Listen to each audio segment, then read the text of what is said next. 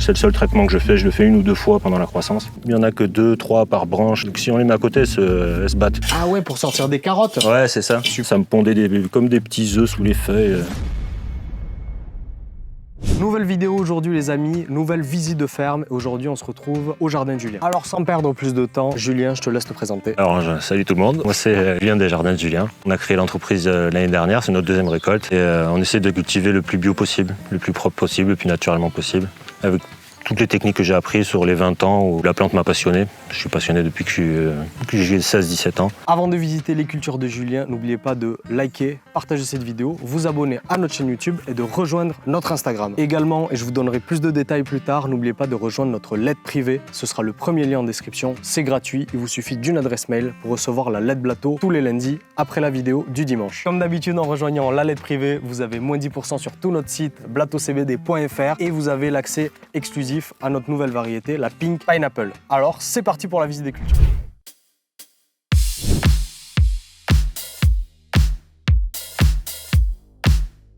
Première partie de la visite, du coup, Julien va nous parler de ce coin-là, avec les filets, le paillage au sol et plus grand chose au final, vu que c'est la saison de la récolte. Récolte qu'on verra dans le séchoir juste après. C'est une culture que j'ai mis en place cette année, ça. Les autres endroits, ils étaient déjà prêts, ça c'est tout récent. D'accord. On a essayé de recréer un peu le sol, il y a du fumier de cheval, de la chaudolomie, fumier de poule, et on a paillé tout ça. Tu t'y mets quand en paillage? Est-ce que tu t'y mets bien avant la culture ou est-ce que tu t'y mets sur le moment? Ouais, j'essaie de le faire dès l'hiver, de le poser le plus tôt possible pour qu'il soit un peu décomposé et qu'il commence déjà à travailler un peu. Quasiment un semestre avant ou un trimestre plutôt? Au moins 3-4 mois avant la culture. Tu travailles sur combien de variétés cette saison? Cette saison, on en a fait 15 variétés et sur cette parcelle, il y en avait 3. Et a priori, il reste plus grand chose. Et là, il reste plus rien du tout, à part des trucs qui sont restés, des petites têtes qui sont reparties. J'ai l'impression que ça montait pas si haut que ça, si? Si, il y en a qui sont montés à 2 mètres, 2 mètres 20. Ok, d'accord. Des lignes qui étaient même pas au filet. Ouais, tu les as bien ratiboisées, ouais. Les tiens sont larges parce que je vois qu'ils sont plantés quand même relativement près. Très près, ouais. Là, j'ai planté à 80 d'espace. Mais après, parce qu'il y a de la largeur. Donc, je savais qu'au pire, ils se touchent, ils partent sur les côtés. Ouais, ok. Si je fais partir plus tôt, comme là-bas, j'ai tendance à les espacer plus, 1m20. Mais j'ai tendance à planter serré, quoi. En tout cas, c'est propre. Tu dois avoir une certaine aisance dans la récolte quand tu passes. C'est ça, là, c'était très bien. À améliorer, mais c'était pas mal. T'es content de ce que t'as fait? Ouais, carrément. Très bien. Là, je vois par exemple qu'il y a un pied qui est très très rouge. C'est une variété spéciale, c'est une Abacus. Ok.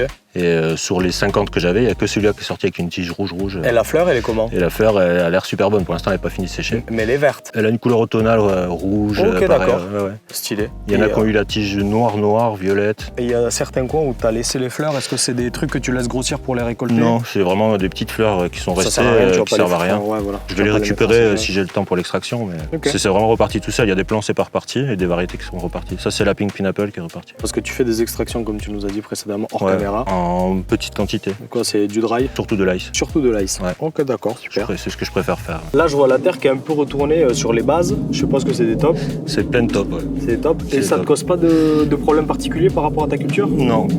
Même souvent, je vois les racines reprendre grave sur les modes de taupe. Ça aide presque, quoi. Presque, je sais pas si ça aide, mais en tout cas, ça m'a pas causé de problème. Et pas de problème de mulot, donc, non plus? Non, ça va. Moi, s'il y a des problèmes, c'est les chenilles, quoi, je pense. Ok, parce que nous, on a un gars qui nous avait contacté pour des problèmes de mulot. Donc, si je me souviens bien, il avait plusieurs lignes de variétés différentes. Tu me diras si je me trompe. Et le mulot ou les mulots ont bouffé pas mal de variétés. Il y en a une qu'ils n'ont pas touchée. Et avec le gars, on est en pleine réflexion en se disant est-ce que la variété a changé quelque chose à l'appétit du mulot ou quelque chose? Possible. Et il s'est fait niquer, mais des lignes de ouf. Incroyable. Ouais. Non, ici, à part des petits campagnols, mais je pense pas que ça me ferait des dégâts. Non. Les pieds sont assez épais, donc il n'y a pas de raison qu'ils viennent les bouffer. Ouais, ils sont beaux. Là, c'est des castors qu'il faudrait. Quoi. Pour les chenilles, là, tu lui demandais est-ce que tu as des solutions? Comment tu fais pour gérer?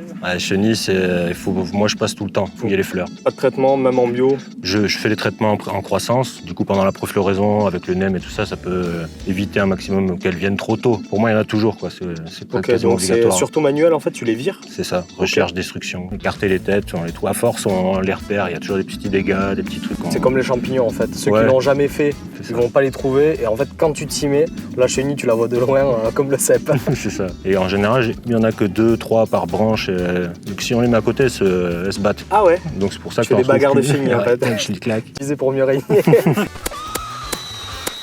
Et différents types de chenilles, parce que nous on a remarqué qu'on avait 3 ou 4 types différents de chenilles. Il y en a plein. Des putains de grosses vertes là, Les grosses qui leur vertes, c'est arrivent celles qui rien. déchirent tout, Et des toutes petites là. qui font plein de petites crottes. un et qui peu pas ouf. Je sais C'est pas, ça. elles font pas bien le travail. Il y en a des velus aussi. Il y a Ouais, de ça tout, on n'a pas, je crois. avec des petits poils un peu rougeâtres. Et ouais, il y en a plein de sortes. Ça dépend des années. Des fois, on est plus envahi par les petites, des fois les grosses. Ok. Là, je constate du coup que tes filets à toi, ils sont verticaux et pas horizontaux. Pas comme chez tout le monde. Peut-être qu'on le voit pas très bien à la caméra, mais il y en a quand même de part et d'autre. Hein. C'est un truc que j'avais jamais fait. C'est par manque de moyens, plus que au lieu d'avoir à mettre de chaque côté pour pouvoir tirer un latéral et tout. Donc là, j'ai fait comme ça et ça a super bien marché. Tu l'as vu chez quelqu'un ou c'est toi qui as imaginé? Non, c'est Parce qu'en fait, ok, c'est accroché donc au voilà, pied. à 2-3 endroits, c'est accroché par le Tu bas. passes les branches là, en fait, ça les empêche juste de monter. Ouais, c'est ça. Et puis avant, elle est calée un peu partout. Et la base, elle est prise. Ouais. Donc ça a très bien fonctionné. C'est intéressant. Et il est pris à mi-hauteur. C'est là en général où ça casse quand c'est. À mi-hauteur, je suis en train de l'imaginer avec la plante. Donc, t'as le bud qui monte C'est ça. et t'as les autres qui tiennent. Quoi. C'est ça. En général, quand ça casse, c'est souvent les bases de branches. C'est plus souvent ici que ça va tourner et casser avec les vents. Ouais, c'est ça. Et du coup, quand c'est pris ici, vu qu'il n'y a pas beaucoup d'écart, Ça en général, tient. ça a tendance à les tenir. Ouais. Ok, super. En tout cas, j'ai eu des tempêtes Puis au 2, pire, tu 3 les là. fous plus haut, quoi. C'est ça. Il y a moyen d'améliorer le principe, mais c'est pas si mal. Ah En non. plus, ils montent avec les plans. Donc ils ont tendance à bien se tirer, se Et même tendre. ceux du bas, effectivement, du coup, C'est ça. même s'il a pris du poids. J'ai eu un truc en début d'année que je sais toujours pas trop ce que c'est. C'était la première année que j'avais ça. J'avais mis les photos sur Insta comme un mycélium de champignons. Et ça m'a poussé carrément sur les tuteurs en plastique, sur les troncs, sur le bas de. Ah ouais. Hallucinant. Donc je pense que c'est un espèce de myxomycète. Parce qu'on avait déjà fait des morilles, on avait tenté des cultures de morilles. Ok, d'accord. Et, les myxomycètes mangent les champignons. Donc je suis allé sur cette recherche par rapport à ça. C'est le truc qui se développe bien. T'en C'est as ça. partout, quoi. Ouais, c'est ça. Comme le blob, j'avais vu ça sur Arte. Ouais, c'est j'ai une déjà espèce vu. de truc qui pousse tout seul. Et ça Ça, ressemble j'en à ai ça. jamais vu, par contre, de mes yeux. Hein. Mais quand on a fait les morilles, j'en ai vu. Ça va Ok. vraiment super vite sur Ça, les c'est planches abusé, à ouais. coffrage, tout ça. Donc Et je pense que c'était ça. Ça me pondait comme des petits œufs sous les feuilles. Avec les traitements habituels, le seul traitement fongique que je fais, c'est bouillie bordelaise et soufre Ok. quand j'ai besoin de les faire. Le grand classique. Mélanger les deux en général. Qui marche comme il faut. C'est ça, exactement. Ça fait aussi pour les insectes. C'est ce que je fais en croissance. C'est le seul traitement que je fais. Je le fais 1 ou 2 fois pendant la croissance. Alors, sur ce qui reste, quoi, ça fait de la grosse caillasse. Après, l'argile, moi j'aime bien. Ça retient beaucoup l'eau. Bah oui. Hein. Il faut faire attention plutôt au fond du sol, à pas que ça soit hydromorphe. Je crois que c'est ça le terme. En général, au-dessus du sol, on va croire que c'est sec. Et si on fait un petit carottage du sol à 50 cm, En fait, ça peut être très humide. Ok. Donc quand les plantes sont petites, il vaut mieux arroser vu que c'est en surface. Mais dès qu'elles sont grandes, c'est plutôt le fond qui. Puis même pour le terroir, je pense que c'est ça qui a Pour une pas importance. surarroser, peut-être. Vérifier en fait le fond C'est ça. pour être sûr de pas en mettre trop. Exactement. Et alors C'est ça. Ah non, hein. Ah non, on filme là. Tu veux un micro? Ouais, mais ça a la plus grande importance pour le goût, je pense. Après, il y a plein de manières de le travailler. Il n'y a pas de manière parfaite. Je pense qu'il faut travailler avec ce qu'on a autour. Et essayer de faire le plus naturel possible. Après, chacun sa technique. Puis au-delà, la question du terroir, le terroir aussi, il a son identité. Tu peux faire beaucoup de choses pour l'améliorer. C'est ça, À la il y a une limite, identité de départ. C'est plus une question de le choisir en amont, je pense, que de le travailler. Enfin, c'est une composante essentielle aussi, c'est le choix du terroir plutôt que juste le travail C'est ça. de ce dernier. Au niveau du travail du sol, est-ce que tu vas utiliser des engins? Est-ce que tu vas faire ça à la main? Ou est-ce que tu vas... Ouais, beaucoup à la main. Ok. Et là, par exemple, j'ai un motoculteur. Pour Ok. faire les surfaçages au moins sur 20 cm pour casser. C'est ce que j'allais dire, mais t'es quand même... Ouais, je tu vas retourne chercher, la base. Ouais. C'est le grand débat. C'est ça. Après, Est-ce que ça détruit absolument toute vie sur Terre ou est-ce que en fait ça va et qu'on nous fait chier pour rien? pour moi, ça va. Ça dépend du sol. Si ton sol il est parfait, qu'il n'a pas besoin d'être cassé en superficie, tu peux laisser. Mais quand Ouais. c'est argileux comme ça va jamais pousser. Des Tu peux y semis mettre un là-dedans. petit coup, et puis ça change pas. C'est ça. Faut qu'il reste vivant tout le Oui, temps. Ça, je suis enfin, d'accord avec ce principe-là. Même un sol nu où il y a d'autres pratiques qui vont fonctionner très bien. De toute façon, c'est le produit fini qui parle. Tu vas jamais te retrouver avec une espèce de substrat denté où il y a que de la fibre. C'est ça. En extérieur, ça serait pas bon. Ça sécherait en 20 Mais minutes. bien sûr que oui, c'est pas la peine. ça n'a pas de sens. Il peut y avoir de bonnes cultures, de bons produits dans quasiment tous les sols. Non mais c'est bien le sol, hein. Les trucs en bambou, c'est carré. T'as des chèvres? Elles sont très discrètes en tout cas. Ça me parle pas. Je suis grand passionné de chèvres. Ouais. Non mais Elles vont pas abusez s'arrêter. pas. Maintenant Eh, qu'elles nous ont on vus filme, là. hein. On se retrouve maintenant dans la deuxième partie, plus cloîtrée, avec des magnifiques montages en bambou et la chèvre qui gueule. Je sais pas si vous l'entendez là en vidéo. Et ça c'est pour les oiseaux? Ouais. Ok, parce que les oiseaux vont attaquer le cannabis? Non, ils font caca dessus. Ah Et putain, du coup, sur les têtes. c'est pas terrible. C'est ça, mais ça a super bien marché. Tu peux me permettre, Manuel, c'est pas des bambous? Là-bas, oui. Ah bon? Oui c'est vrai, en fait j'ai envoyé partout, oui. En plus quand je l'ai touché, je me suis dit ah putain il est carré le bambou quoi. Il y a un méga taf sur les structures en fait. Ouais, carrément, c'est... Parce que là, c'est des pieds qui ont été éteutés, quoi. Ils sont partis très tôt pour en faire des gros. Et du coup, il y a forcément besoin d'une cage, de quelque chose pour les tenir, sinon c'est... Et ça me fait penser à ce qu'on a vu chez Canebiera. On a observé quelque chose de très intéressant, c'est l'individualisation du plan. C'est-à-dire que c'est des mecs qui vont pas planter en ligne. C'est ça. Je vais pas dire bêtement parce que c'est une façon de faire différente. Il y a plein de techniques. Mais par contre, c'est une autre philosophie. De toute façon, on le voit, la différence de la taille du pied, le développement, etc. etc. C'est un autre choix qui, moi, me plaît beaucoup. Ce truc de pouvoir faire le tour, C'est ça. regarder. C'est ça, ça optimise le plan. En cultivant comme ça, on sort le maximum sur un plan. Et pourquoi, par exemple, tu fais pas comme ça partout, toi? C'est beaucoup plus de boulot. Et est-ce que c'est quelque chose que tu veux mettre en place dans le futur ou tu vas rester tel que... Je pense que je vais pratiquer toujours de trois façons différentes. Mixer plusieurs façons. Au niveau des résultats, Ouais, en qualitatif, ça revient au même. Pour moi, D'accord. c'est juste que c'est des façons différentes. Ici, c'est parce que le sol est parfait et qu'il s'y prête bien. Et ça fait plus de 12 ans que c'est travaillé. Je l'ai creusé sur plus d'1 mètre. C'est trié les cailloux. D'accord, donc il a eu le temps de se remettre, etc. C'est ça. On était en toilette sèche pendant des années. J'avais des composteurs Ça à sert bloc. ouais.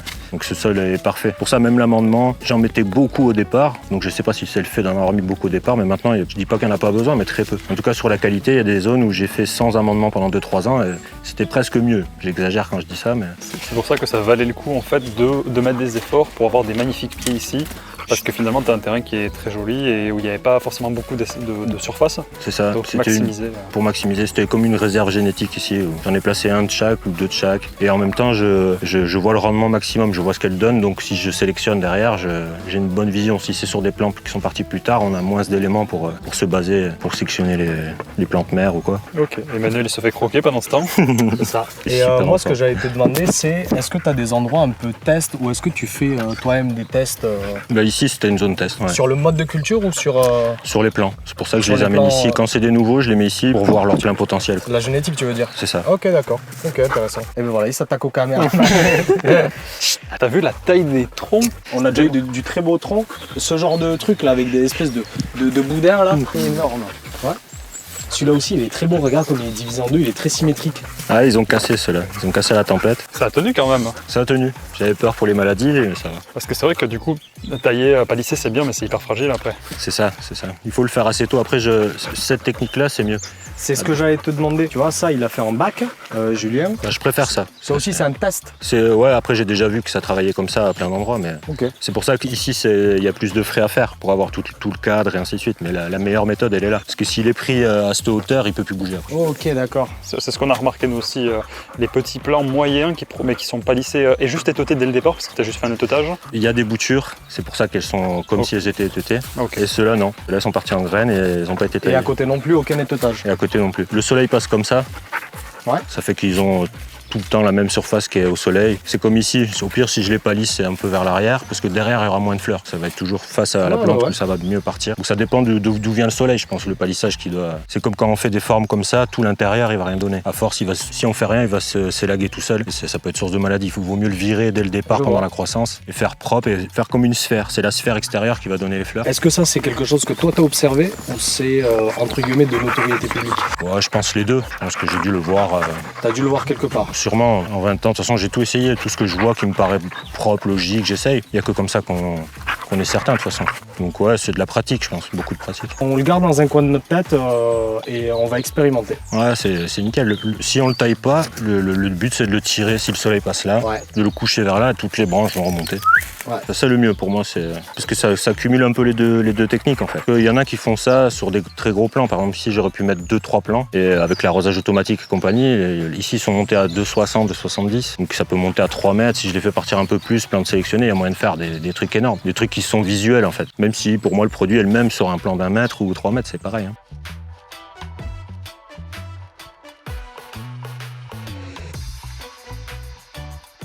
À l'arrosage, ouais, ici, j'ai fait tout à la main cette année. Tout à la main, À l'arrosoir. à l'arrosoir et dehors. Parce qu'on n'a pas vu les.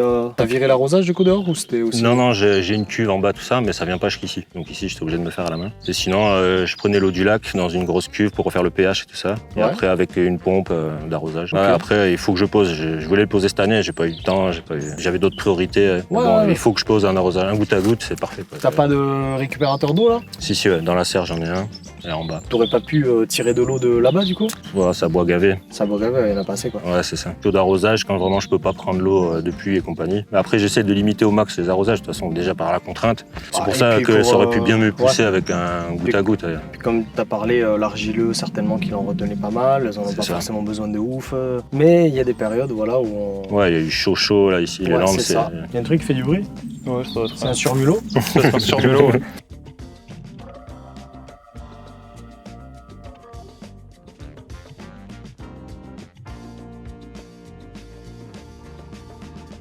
Les fenêtres pour faire entrer la lumière. Ok, c'est super bien aménagé. Du coup, à la base, je suppose que c'était pas une serre ou c'était quand même dans le but de faire une serre. C'était dans le but de faire une serre. Ok, parce qu'on voit que c'est en dur, on dirait plus un cabanon de jardin C'est ça. qu'une serre pure et dure. Ça me fait penser un peu à un short qu'on avait fait en Corrèze sur le jardin magique que vous pouvez retrouver sur Insta. Par contre, faut fouiller, faut scroller un peu parce qu'on en a sorti pas mal depuis. Je l'ai vu, ouais. Et, C'est ça, c'est la même chose. Et ce gars, effectivement, qui avait utilisé plein de trucs de récup et il avait fait la serre chapelle, il avait fait des serres magnifiques. Là, tu peux te rapprocher, Raphaël.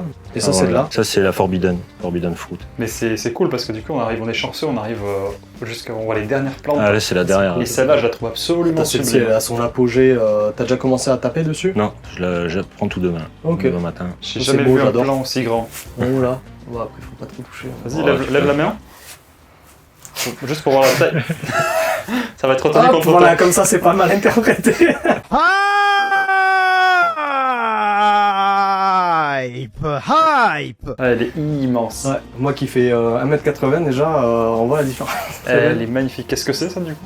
C'est la Pink Pineapple. Tu vois, quand on parlait de maturité tout à l'heure, Ouais, pour moi, là, t'es au point culminant, voire même t'as 2-3 jours de trop. c'est ça. Il y a plein de paramètres, comme ceux que vous avez dit, les trichomes, les pistils et compagnie, mais c'est un truc général plus. C'est un ressenti général à la fin, je pense. C'est comme si elle était légèrement fanée par rapport à celles qui sont un peu moins mûres. Mais là, tu vois qu'en fait, alors il y a de la sénescence, bien évidemment. Ça se voit que le plant est. Il y a de la belle feuille, ça se voit qu'il a besoin de rien en fait. Le tronc, il est beau, il est strié, il a plein de couleurs, il est très verdâtre. Oh putain, la toile d'araignée, je me suis fait attaquer. Toutes les visites sont très instructives en fait parce que chacun a sa façon de faire et c'est ça qu'on a envie de montrer. Et d'ailleurs, en rejoignant la lettre privée, parce que je ne l'ai pas dit précédemment, vous bénéficiez chaque semaine cette nouvelle rubrique qu'on inclut dans nos lettres plateaux désormais qui vont vous faire bénéficier du coup des fameux conseils d'experts de chacun chez qui on va. Ça peut être des façons de travailler, des tips de growing et des tips en général dans tout le processus de pousse et de transformation du cannabis. Julien fait ça depuis une vingtaine d'années, est passionné depuis une vingtaine d'années et vous allez pouvoir retrouver tous ces éléments dans la lettre privée qu'on vous envoie tous les lundis. Donc ce sera le premier lien en description pour en bénéficier. On dirait que c'est fait à but esthétique, il y a peut-être un peu de ça quoique, mais ouais je sais pas, l'ambiance est cool, tu dois passer je pense du temps Ouais, ici, j'adore le dedans spot. hors culture en fait, Ouais, c'est c'était ça. bien quoi. Après, ouais, c'était déjà pour aérer la serre. Parce que il fait souvent super chaud Ouais. dans les serres. Que là, d'avoir créé ce couloir avec les plantes grimpantes, c'est toujours à l'ombre. Carrément. Et là, il y a pas mal d'air frais Il qui y rentre a, par il y a là. toujours l'effet de serre. Mais Et là, on le il y sent. a- Hein. Là, il fait chaud même ici, alors que dehors, c'est pas super ensoleillé. C'est ça. Direct, on sent que c'est efficace. Par contre, le thermomètre il marche. Non, il faut Voilà, des piles. parce que là je vois 53 degrés. On est mal. C'est pas le... Alors je veux bien être méditerranéen, mais c'est pas le ressenti que j'ai quoi. Ah oui, j'avais pas fait gaffe au bout. Juste d'accord, c'est une barre à faire en fait. Je voulais faire Ok. ces meubles, c'est pas mal. Ah ouais, pour sortir des carottes. Ouais, c'est ça. Super. Putain, c'est tout con, mais en fait c'est trop bien. C'est trop bien pour voir le fond du sol. Ouais. Tu tournes, tu tires. Ouais, c'est encore un peu C'est légèrement encore un humide. peu, ouais. Ouais, on le voit que en fait ça tient. Quand t'appuies avec le doigt, ça s'effrite pas forcément. C'est rose tout sec. Ouais. C'est pour ça, c'est ça qui se passe souvent. Il y a 10 cm sec, mais ça reste humide au fond. Alors, ça peut avoir tendance à faire trop arrosé. C'est une jolie terre ici. Ici, ouais, parfait aussi. Bah, ça- Ouais.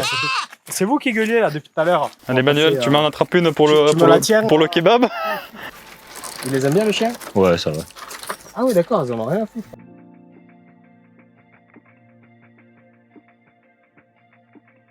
Regarde la main qu'il y a sur la Wow. c'est le petit Ah truc à ouais. côté. Putain, c'est bâtard. Fermer les volets le soir. Mais tu dois avoir un nid dans les arbres là, c'est obligé. Ah oui, dans la forêt, il y en a plein, c'est sûr. Tu me la donnes? Donne-moi. Ah! Yeah.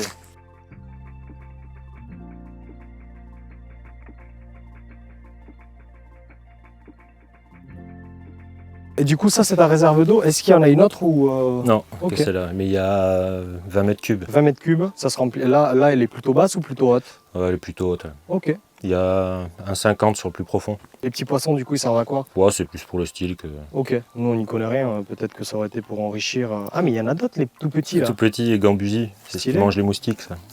D'accord, donc c'est juste pour... Ouais, après, sûrement ça enrichit, mais. Ah, ça doit y faire, le caca et tout. Ouais, carrément. On l'a vu notamment chez David et Sylvain. L'euro, en fait, elle était très organique, on va dire. Et on se demandait si ça rentrait pas justement dans l'enrichissement de la terre, dans la composante de l'enrichissement de la terre. Mais c'est pour ça, moi je pense qu'il faut faire gaffe aux pathogènes et compagnie. Et il faut que l'eau elle soit le plus propre possible quand même, sinon source de maladie. Après là, elle est un peu trouble, mais on voit quand même les poissons jusqu'à 30, 40. Il y en a 2-3 qui sont balèzes. Hein. Ouais, il y a une carpe dedans énorme. Et ça avait gelé ou pas? Non. Parce qu'elles se mettent en hivernation, je crois. Ouais, ils disparaissent pendant quelques mois. Ouais, j'avais vu ça chez un copain, c'était tout gelé. Et c'était au fond... Apparemment, il faut pas casser la glace, sinon ça peut les buter. Ouais, c'est ce que j'avais entendu aussi. Et je vois que tu calcules vraiment ce que tu leur donnes. Ouais, moi j'ai lu, il fallait faire... il faut qu'elles bouffent tout dans la minute. Ah. Si en reste, ça pourrit la flotte, parce que ça coule. Ok. Stylé. D'ailleurs, ça m'y fait penser, les amis, de voir tous ces poissons. On vous prépare une vidéo sur l'aquaponie. Alors n'oubliez pas de vous abonner pour suivre nos aventures et pas louper cette vidéo. On va finir cette vidéo en beauté, les amis. On se retrouve devant le séchoir de Monsieur Julien avec un petit verre de Bordeaux. Tu vas nous montrer tes produits finis. Alors, Je vois du filet. Ouais, bah là c'est tout étendu en filet. On l'a vu chez Isno et chez les frères Cana. Le filet vertical, L'aération, pas trop Le de filet. chaleur. pas trop de chaleur. Un contrôle d'humidité, d'hygrométrie peut-être. Ouais, des humidificateurs. Des humidificateurs. Et la clim, parce que là c'est... Ok, ça c'est une clim. C'est Je une me clim, demandais ouais. bien ce que c'était. Parce qu'il Si peut faire c'était, chaud là. Vu que j'ai récolté depuis demi août. Ben, c'est très bon aussi, on s'y est mis à la clim. Hein. On était obligé. Venez approcher, monsieur Raphaël. Là, on est sur quoi? Pink Pineapple. Pink Pineapple, qu'on a eu l'occasion de sentir tout à l'heure et qui est impressionnante, mais très très belle fleur. Toi, tu as des petites têtes super mignonnes. Donc, en passant par chez Julien, au moins, vous n'avez pas 1 kg de branches. Par exemple, une tête moyenne classique, ça va être ça. Là, on est sur un calibre normal. Après, une grosse, ça fait surtout joli, mais c'est exactement la même chose. C'est la même chose en fait. Hein. Dans le grinder, à la fin, Si on l'enlève, il y a ça en moins. c'est ça. Du panel, des variétés que propose notre ami Julien. Elles sont toutes très différentes. Elles ont vraiment une identité propre, chacune d'elles. Et vous pouvez y aller les yeux fermés, sincèrement. Ça, c'est la Skunk Dream. Skunk Dream, la number one, vous pouvez l'observer. Elle est super celle-là parce qu'en fait elle est rouge. Excellente analyse comme d'habitude. Julien travaille actuellement qu'avec des professionnels, mais bientôt vous-même pourrez vous délecter de ces fleurs sur son site internet. Moi j'ai une petite question, peut-être un peu coutumière, c'est je demande aux gens ce qui différencie leur culture de celle des autres. Il y a tout le monde fait un peu différent, mais oui, je pense que j'ai une technique qu'avec la pratique j'ai peaufiné, mais c'est que des pratiques de culture, tu sais pas comment dire, je sais pas si c'est explicable quoi, tu vois. Ouais, il n'y a pas le secret, the secret. Non, voilà, y a pas de secret, J'utilise la merde d'Albatros, Voilà, exactement. C'est un de Dieu. C'est de l'instinct et de la pratique, quoi. À force, c'est ça. Ouais. Après, la résine, mais ça, si vous repassez un de ces quatre, on se fait Au une niveau section des résine. extractions? Ah bah carrément, tu kifferais une vidéo extraction? Ah ouais, carrément. Ouais. Mais écoutez, on aura certainement l'occasion de revoir Julien aussi pour qu'il nous montre l'extraction. On sait très bien que les vidéos extraction vous aimez bien. On en a fait nous-mêmes avec le pollinator, on vous en a montré avec Sébastien et son isolator. Et on va voir comment notre ami Julien fait. Est-ce que c'est différent? Est-ce que ça marche aussi bien ou pas? Quel est le résultat? Et on essaie de vous sortir ça très vite. Merci d'avoir regardé cette vidéo. Nous espérons que vous l'aurez apprécié comme d'habitude. Merci Julien de nous avoir accueillis chez toi. Ouais, merci à vous. Content de C'était avec grand plaisir. vous accueillir. Vous pouvez retrouver tous les produits de Julien sur son site internet. Le lien sera présent en description. Et vous pourrez apprécier tous les fruits de son travail. Et vous n'hésiterez pas, une fois que vous les aurez goûtés, à faire votre retour à Julien. Vous avez aussi le lien de son Instagram en description. Allez vous y abonner en masse. Nous, on vous donne rendez-vous demain sur la lettre privée avec les conseils d'experts de Julien. Moins 10% sur tout notre site internet. Et la Pink Pineapple en exclusivité. Bien sûr, n'oubliez pas de liker, partager cette vidéo, vous abonner à notre chaîne et à notre Instagram. Et sur ce, nous, on vous dit à dimanche prochain.